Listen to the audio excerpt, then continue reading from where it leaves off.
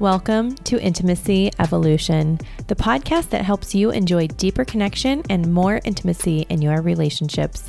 I'm Brianna Carey, relationship and intimacy coach, and together with my husband Mark, a licensed professional counselor, we're here to help couples create the relationships they crave. Relationships evolve over time, and that's okay. Let's talk about it. Welcome, Tara, to Intimacy Evolution. I am very excited for our conversation today. Yeah, me too. Thank you for having me. Yeah. So please go ahead and introduce yourself. You're an author, you're a sex therapist, you have lots of experience. So tell us a little bit about you and how you got started with your journey. Sure. So I began this journey so long ago in Brooklyn, New York. And then I wound up in Colorado, where I went to graduate school and studied at Naropa University, which is a premier contemplative educational institution. And so I studied mindfulness and had no classes on human sexuality, which is kind of ironic. We weren't into the body at that point. Then my studies brought me further into the body because all of my clients after I graduated wanted to speak about sex and sexuality and about their preferences. And so I needed to get up to speed. And that's what I did. I became a clinical sexologist. I became a certified sex therapist. And I've been on this journey for a couple of decades now, helping people really rediscover their own sense of intimacy, their own sense of pleasure. And I work with a lot of different populations, but most specifically women who've had cancer, and we're on a cancer journey. And now I'm studying psychedelic cervical orgasms. So lots of innovation.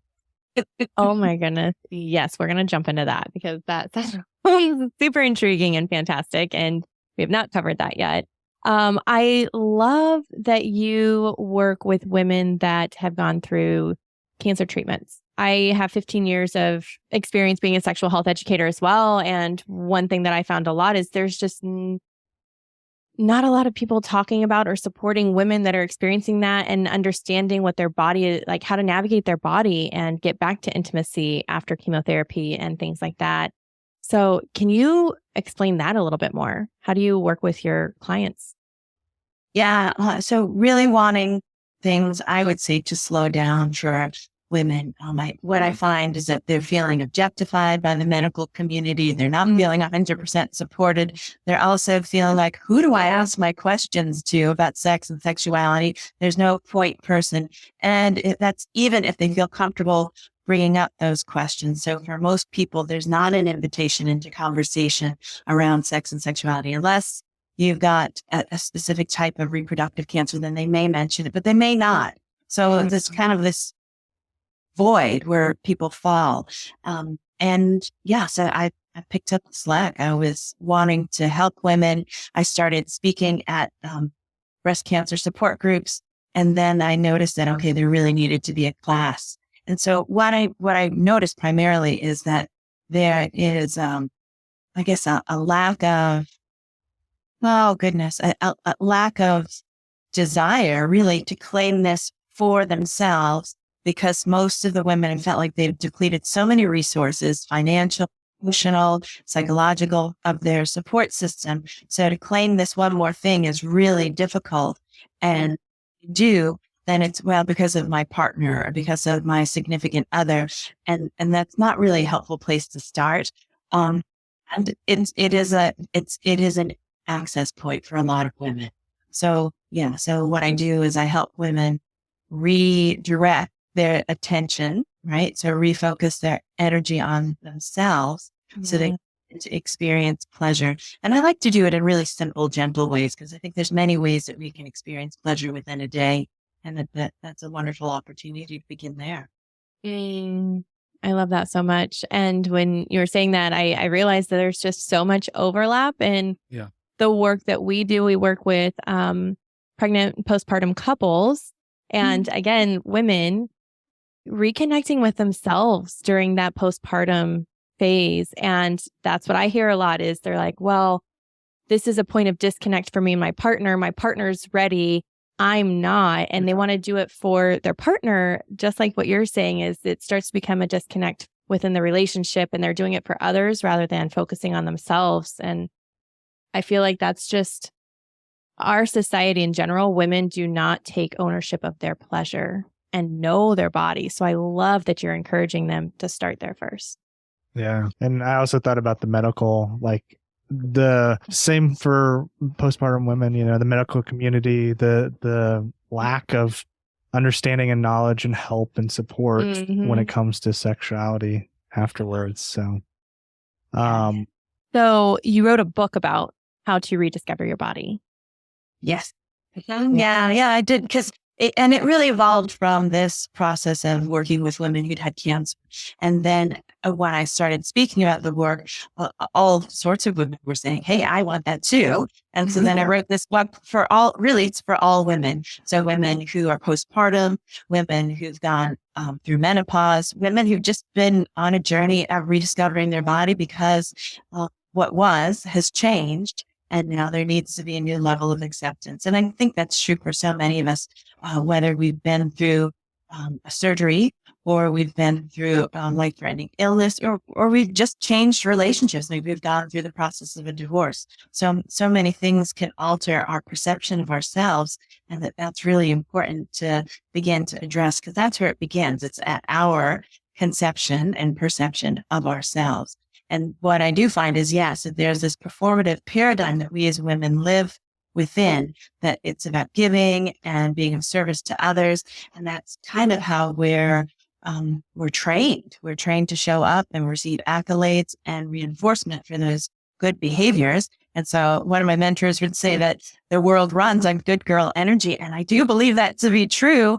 And I feel like there's an opportunity to disrupt that because what we really need to do is what I believe is really claim that pleasure for ourselves. Because when we know that to be true for ourselves, then there's so much more power and potency within every act, within every service that we do perform, because we're doing it from a place of fullness and not depletion. Yes. Yeah. And could you give us a little bit more about that good girl energy, what that is and what that looks like, and how that works? Yeah. I mean, I would say most women would know what that means. And I would say that it is that the reinforcement, the accolades that were received for performing and doing for others. And that one of my mentors would say that she was hosting a party for 9-year-olds and that the boys were kicking back and telling jokes and laughing. And then the girls were being super helpful of what can I do to help? And so that's that contrast. It's like, that's a really great example and terrible example of like the conditioning that we receive from a very early age, that when we serve others, we are of value, which is totally not true. We are of value because we are, right? Just because we are. And that for young girls, for women, it's a whole trajectory of being of service. And I mean, I can just go on and on about that process, but there is something about the fortification of the ego for men that is different, that is actually resilient and healthy. And I mean, then they all have their own set of issues, if you will, but there's something about that doesn't happen in terms of the conditioning that women and young girls receive. It's a crazy journey that we're on here in this world sometimes. Yeah, and I like that term, and it's becoming more popular because it puts a term behind what is happening there. And I think the other fascinating part from a relational standpoint, I'm male, so I don't see that, or I don't feel that in the same way. But when we sit back and watch, the policing between women or girls, if you step out of line in that good girl, and you're not doing that, yeah, it's disrupting. If you're disrupting, you often get called out and tried to put back in line and all this other stuff, which ultimately doesn't serve us well, or women well, society well. For anybody, yes. And I love that. And so for me, it really is about the reclamation of that, because I can be a disruptor. I'm a grandma. I have a daughter. I have a granddaughter. So I really can step into my lineage because I know the place where I am. I feel the support of my ancestors. I see the trajectory of my lineage. And it's a very comforting space to be. So because I'm so clear and so confident about how it is that I can show up in the world, it's easy to disrupt things now. Yeah. Quote unquote, we've done the work, so now we are okay with this. Yeah. Yes.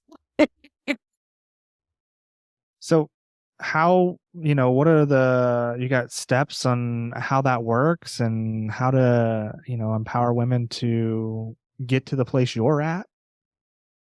Yeah. Yeah. I mean, I think that's a great question. And I think that it's different for everyone. I feel like it's hard to give a cookie cutter approach. Yeah. I know we like that. And I think particularly our minds like that. And so I think part of the process is really this disruption, that the feminine is more flow and there is more circular possibilities with that. And then it's not so linear, and that the opportunity is actually to embrace that,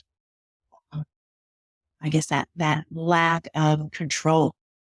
Right? And that's powerful. And to step into the unknown and to step into the mystery. I mean, really, that is the erotic space. That is the sexual space.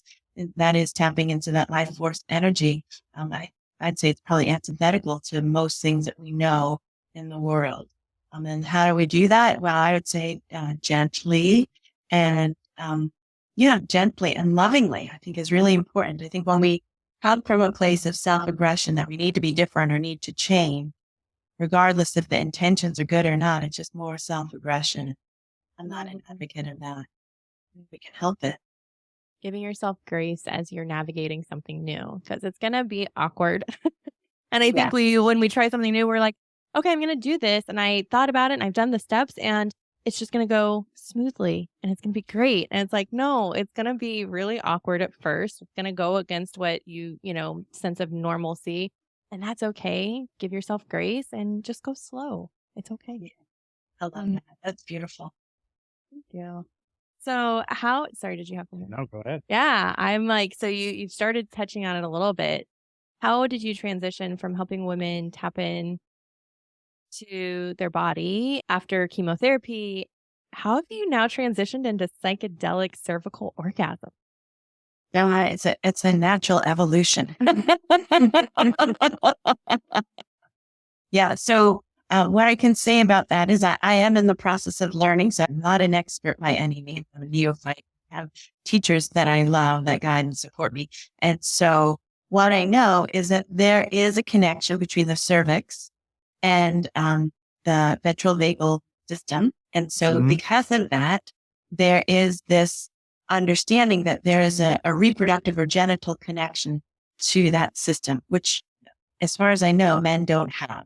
Mm-hmm. And so the vagus nerve, when it's activated and we're in the shutdown mode or the freeze mode, then it is also connected to our cervix. Mm-hmm. So if there's a birth trauma or if there's unwanted sexual contact, there is a shutdown.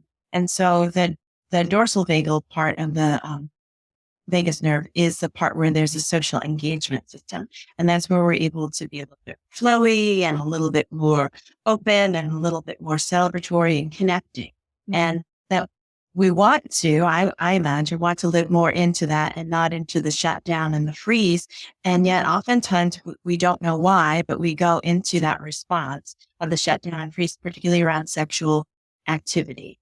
So because that vagus nerve is an afferent nerve, that it's getting the information from the body as opposed to just exclusively from the brain, it is a different experience. So we need to honor the experience that our body is telling us. And oftentimes we want to go into the override of I should be doing this or I should be thinking this. And again, coming back to that's probably more self-aggression. And then we're not allowing the body to have the experience that it wants to have, that it needs to have to process the trauma. So all that to say that when we're actually in the flow of that vagus nerve, that there's more potential for more pleasure. And that when we have that experience, we can actually activate endogenous DMT within our system. So it's not about ingesting a pill, but it is actually the release of the DMT, which happens at birth. It can happen in a vaginal birth, right? So our mother kind of encodes us into that process through vaginal birth. And it also happens at death, where there's a release of the DMT, and it can be in psychedelic proportions where you're having a psychedelic experience at the moment of birth and at the moment of death. And then in between is the rebirth. There is the sexual experience that we can have where women can particularly have that experience of the release of the DMT. And so because of that, they can then invite their partners into that experience through neural entrainment. So that's what I know about that.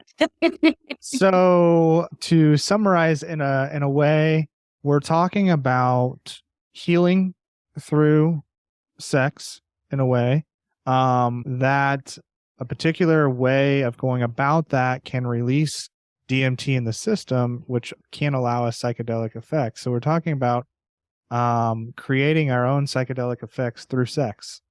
Yes. Okay. Sounds good. Yeah, sounds wonderful. I kind of wish I had a cervix right now for that reason. So what is DMT? I've heard of it. So it is what is essentially called the God molecule or the spirit molecule. It is dimethyltryptamine. It's the strongest psychedelic found on the planet. So it is really this opportunity to really connect beyond ourselves. So this is a true ego dissolution where you're being one with spirit. And it is that component that allows us then to transcend our small self into the larger self to have this psychedelic sexual experience. This makes so much sense now because I've talked to a few other people who have had cervical orgasms, and the way that they describe it is that it is so heart opening. It's so potent and also very connecting. So you have to be careful if you are with a partner that's a stable partner, not, you don't want to just experience this like with a one night stand, because it is like, it just opens you up so much. So one, that sounds great if you're ready for that. Two, what is some like work or steps, or who, I guess what I'm trying to say is, because it is so powerful, who can start exploring this maybe, or what are some signs like that you're ready for it? I don't know what's coming through there. I think, it's just it sounds like a general question of, okay, sounds great. You're ready for this, I guess. What's next? Yeah. How do you get started? Yeah. Yeah. So that I would say is, it's interesting because I always like to see what comes up in my field. It's like, what do I need to know next? And then I listen and I notice what comes up in my field. So if you're listening to this and this is of interest to you, then, well, okay, maybe it is something that you might be ready for. What I can say is that if you're impacted by the desire for the novelty of it, or it feels like a kind of a one-off thing, like I'd like to try that, then probably not so much, because it's something about a practice. And I would say really opening up to the devotion of that practice. And that there is a depth of commitment to this evolution. And that's what I can say about that, because it is powerful, just like you described, Brianna. It's like, it's a powerful, powerful process. Yeah. And it's a process. And yes. And it's a process. It's not one and done. It's like, okay. Yeah. Yeah. Work towards that. Yeah. I mean, there are a number of things for different people that are somewhat similar, maybe not as spiritual in nature, maybe just as, I think of women who desire to squirt and they have to work towards it. It's not just comes very easy to them, or maybe just orgasm in general. Like maybe it's really hard for people to have a specific type of orgasm or orgasm at all. And it's a whole process. And so that devotion to that reflection on how all that. Yeah, that's beautiful. I love that. Yeah. So what are some tips for somebody that is looking to reconnect to their body? They're like, yes, I'm that person that I do this for my partner and I want to be there for them, but now I want to connect to myself. What are steps to help them work towards that? So I love that, because I think that's a really great place to begin. And it's a good place to have gentleness And how then are you already embracing some of those qualities within yourself, within your everyday life? I like looking at the strengths, right? Because what I notice is that most people are already doing it to some degree. And so then when they're able to identify that and really see it, then they can begin to amplify that throughout their day. And so I mean, I'm already breathing and I'm already eating, and then can I do that in a more pleasurable way that honors my body? Okay, yeah, I can. And so the invitation from me to others is really to look at the things that you're already doing. And then how do you do it in a way that incorporates more of your senses, more of your being? So it is so much more pleasurable. Because I don't believe that we need to go to the extremes about doing something radically different unless you really want to. And I like the novelty of that, but sustainably, oftentimes it doesn't work so well. So really looking at the practices in terms of what it is going to set you up for success. And so beginning to look at what are you already doing today? Yeah. So, and as you said that, the things that came to my mind, you were talking about awareness. So becoming aware of what we're already doing, that we could amplify our enjoyment, our connection with, and do that. So there's 2 A's, awareness and amplification. And acceptance. Acceptance. Yeah. Yeah. Yeah. So I like this process of alliteration. And I think that that's really important to highlight because as women, I know for myself, like it's very easy to get caught up in our everyday and dismiss those moments. Because again, back to the good girl syndrome where, serving of others and doing for others, right? So we forget, what did we do for ourselves today? Or that maybe in that reflection, we notice that we're maybe not doing enough for ourselves. And then having that awareness, you can start to implement something, a walk outside or just standing outside and being grounded, or really enjoying your cup of coffee in the morning, actually enjoying it and not chugging it and reheating it 5 times, and then forgetting about it, but actually sit and enjoy that. And how can you do that? Maybe you get up 30 minutes earlier so you can actually enjoy your coffee or something. So just some extra little examples, I guess. yeah, I'd love to hear your examples of the things that you do on a regular basis to help yourself in this regard. Oh, yes. Yeah. I am an eccentric one. So I do things. Yeah. So I do. I love it. I'm excited. So what I really like to do is, because I have studied very little bit of the Vedas, but it has been a part of my life for a long time. And the Vedas are the ancient scriptures of India that actually inform yoga. And so I know yoga and asanas, and I know the Vedas a little bit. And so I do a 40-day sadhana, and I begin it with the new moon, right? So there's something about the intention and setting the time and having the alignment with as above, so below, something about that positioning. And then I begin, and right now I'm in the midst and like level or day 10 of an hour-long yoga practice.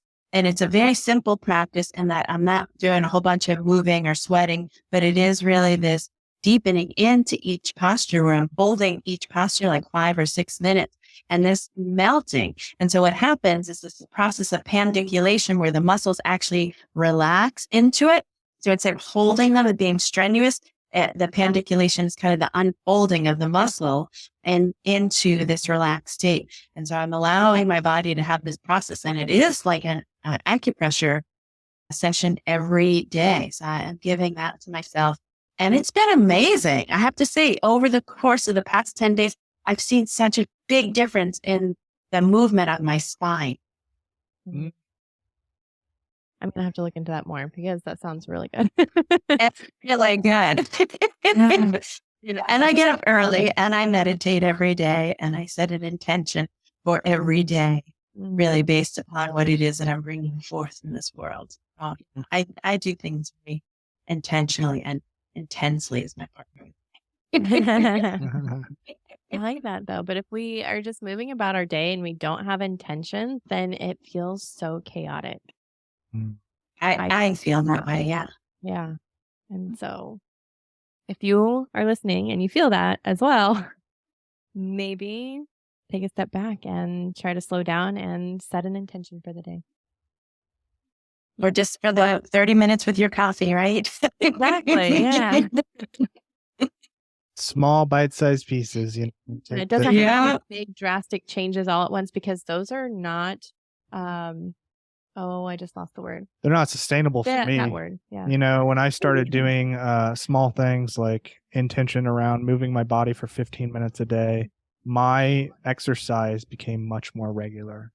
Yeah. When I made an intention around stretching every day, all of a sudden I could cross my legs and it felt comfortable, right? And so it's the little things that we can sustain until we become great at them and we can move beyond that. Yeah. Incorporate other new things. Yeah. Mhm.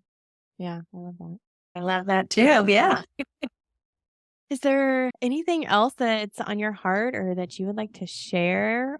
Well, it's been a pleasure to have this conversation with both of you. I love that you're a psychotherapist, Mark, and Brianna, that you're an intimacy expert and that you're really helping women in the birth realm, because I feel like that's powerful. So my daughter is pregnant with her second baby. I'm going to be a grandma. Congratulations. Yeah, thank you. Yeah. So I'm very much interested in helping women support their own knowing of their own being. So really this rediscovering body processes.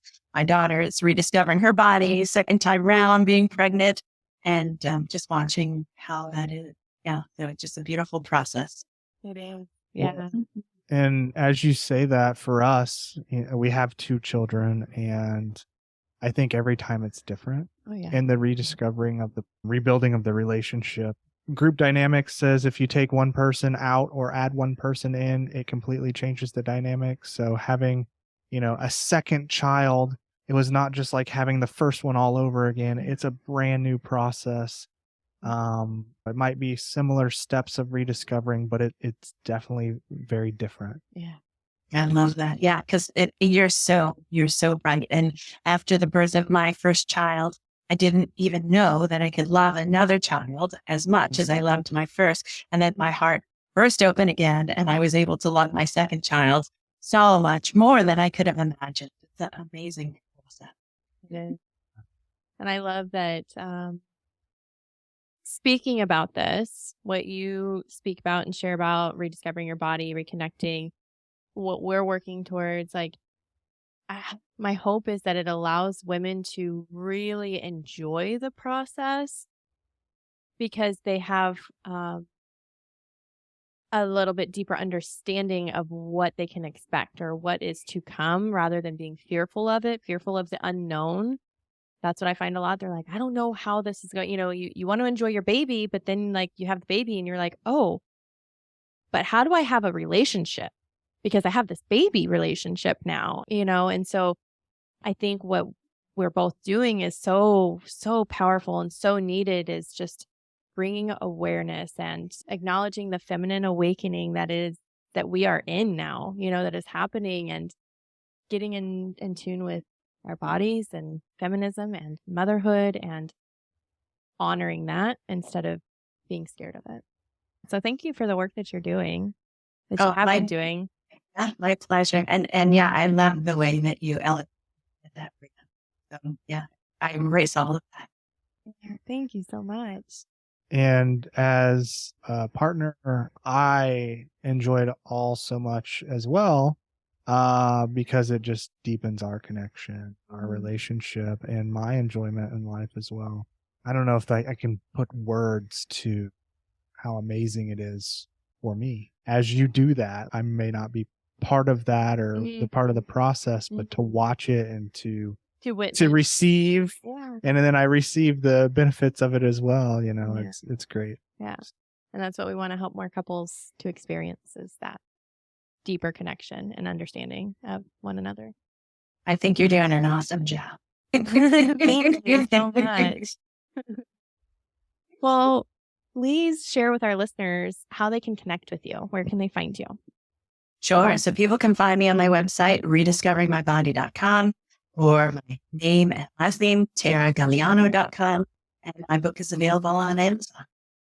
And we will be linking all of that in the show notes. Thank you so much, Tara, for joining us today. I loved our conversation, and I have a feeling we're going to be having you back on the show to talk about some more stuff. Well, wonderful. It's been a pleasure. Thank you so much. Thank you very much. Thank you.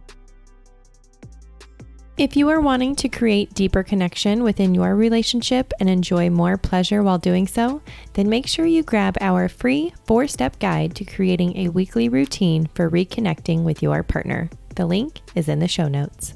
Thank you for listening to our episode, and we'll see you next week.